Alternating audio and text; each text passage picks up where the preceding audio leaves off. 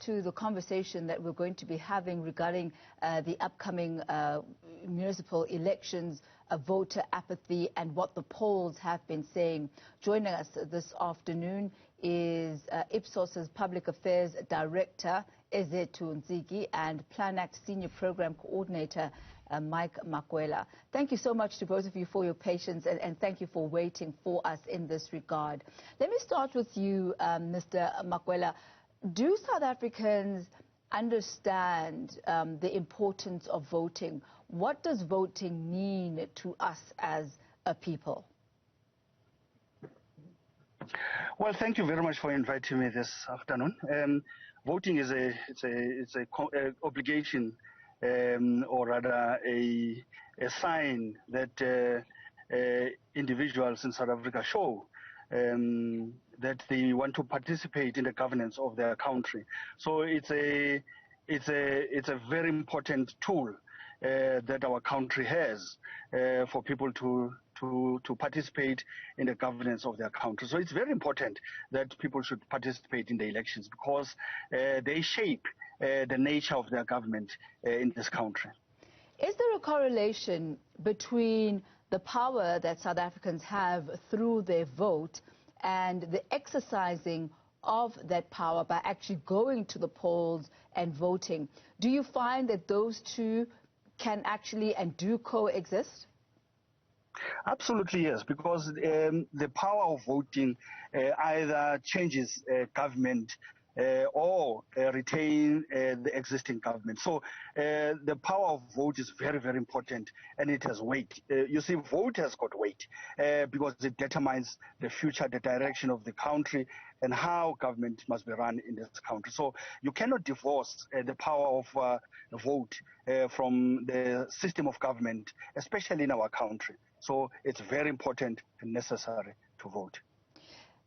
Ms. Nzigi, I'm going to come to you in just a moment to talk about the Ipsos poll that you did. But before that, Mr. Makwela, what are the important factors about this upcoming local government election? Why is it so important?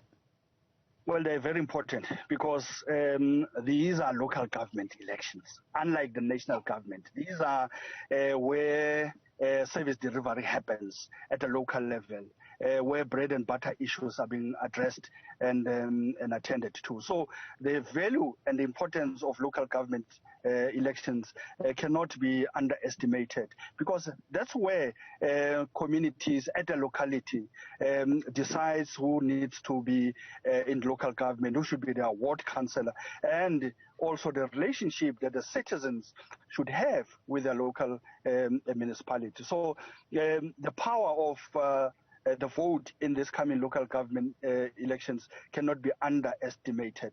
That is why I think we as Planact are calling for communities and citizens of respective wards to go out in numbers and go and vote and demonstrate their commitment to this democracy and the government that we want in this country.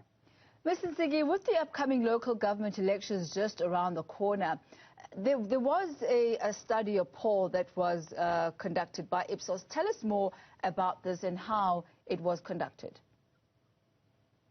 Thank you so much for inviting me to the program this afternoon. Ipsos conducted a study in August 2021, and this is the same as the studies that have been conducted in the past between the periods of 2019, 2020, and going all the way to 2021.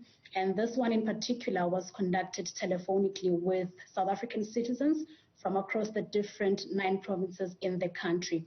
And respondents for the study were selected randomly using our random digital dialing system, wherein a computer randomly selects numbers of South African citizens, and those were interviewed then by our qualified interviewers. And if you look at in terms of coverage, the study was representative of the 96% of South African citizens that have access to a mobile cell phone.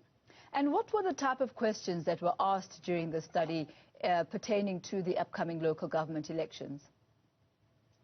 Quite quite a number of questions we asked in the study, but I think the interesting ones for, I think that would be of interest for today's discussions were around people's, degree of support for the different political parties. For instance, we asked the question around, if you were to vote, which political party would you vote for? And if you don't choose, or if you did not decide to select a party, what would those reasons be?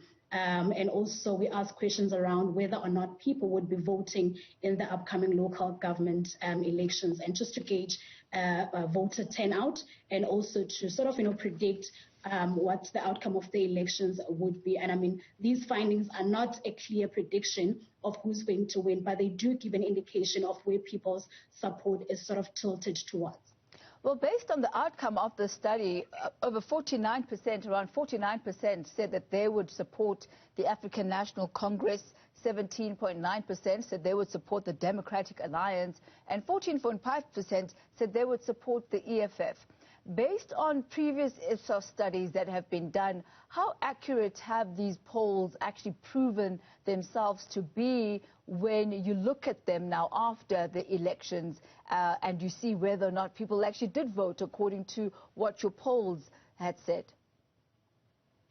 In the past, our polls have been quite accurate in terms of, gauging voter support prior to the election and, versus the actual outcome of the election. For instance, when we conducted the poll in 2019, the ANC was rated at about 55% in terms of, people's confidence and willingness to vote for the ANC. And in fact, when the election results came out, that's where the ANC was sort of sitting when it came to the national election. So these polls have been quite accurate in terms of predicting where people's support would lie in terms of the elections. And how did the smaller, newer parties fare, the Action SAs, for example? I think when it comes to voter support, it's more or less the ANC, the EFF, and also the DA that sort of had more supporters.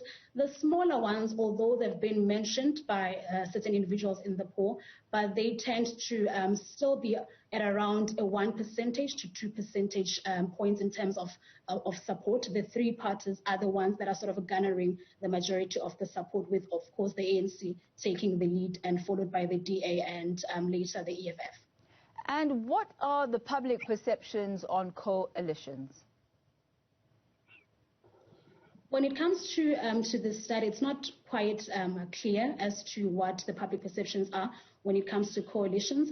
But I do think that, when it comes to actually deciding which party and whether or not to actually vote, people look at issues around, their socio-economic conditions, and they then decide from there whether or not to vote. For instance, in the study, we saw a clear linkage between unemployment and people's willingness to vote. We got a number of people that said they would not vote simply because they were unemployed, and also those that said they would vote only if they were assured that somebody that they would actually vote for would be the one that would take their lives forward in terms of improving their livelihood. So they basically want someone who's going to be able to do the job. And you got those who would say they were willing to vote for anyone as long as it's not the ANC. So that was not quite clear, but what was clear were people's reasons for wanting to vote, and their reasons behind, choosing certain parties versus others.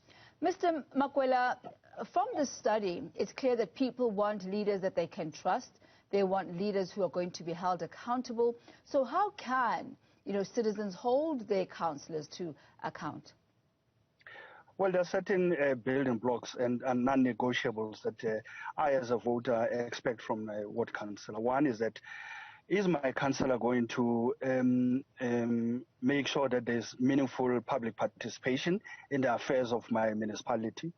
Two, whether my councillor is willing to be put on test and to be monitored by citizens that have voted for him or for her.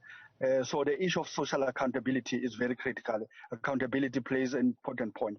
The third issue is whether my ward councillor is going to put value and contribute value in my life as a voter. So those are three critical things that I think are very important that I expect from my ward councillor. So our role as citizens is to make sure that we hold our ward councillors accountable to the things that they said they will do for us. You see, we vote for you because on the strength that you said I will do 1, 2, 3. So failure to do that means you have abdicated your responsibility as a ward councillor. You've actually lied to us that you said you will do this and that for us, and you're not doing it. So we have the responsibility to hold you accountable and to call you into order if you deviate from what you had promised us. So that's the role of the voters in this upcoming elections.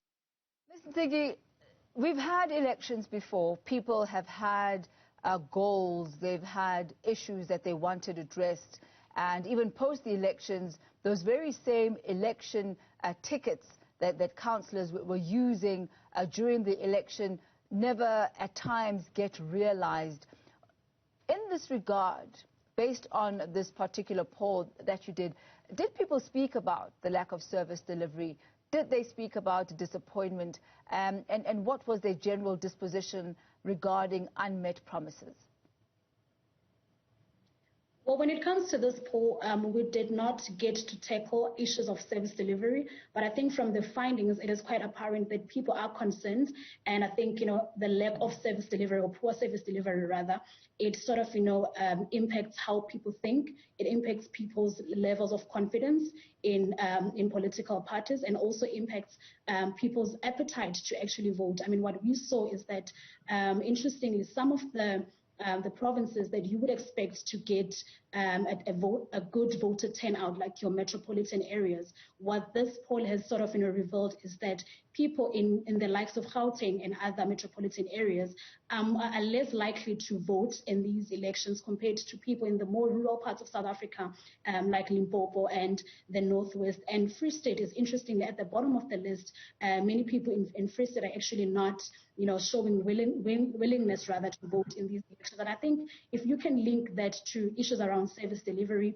and political stability, one would actually look at Free State and understand that there's been some sort of political turmoil at Free State recently, and that could have an impact in terms of people's confidence and willingness to actually vote. And I think also the fact that people who did not select certain political parties made mention of issues around them wanting a leader that can implement or effect change, and them citing issues of unemployment, saying if they are unemployed, if their needs are not met, then why should they vote? I think that also paints a picture as to the link between service delivery, the link between people's unmet needs, and also their willingness to vote and who they decide to vote for. And I also think we can start to see a decline also looking at previous polls and the current poll in terms of people's support for the ANC. It has been declining over time, and in as much as its position is not threatened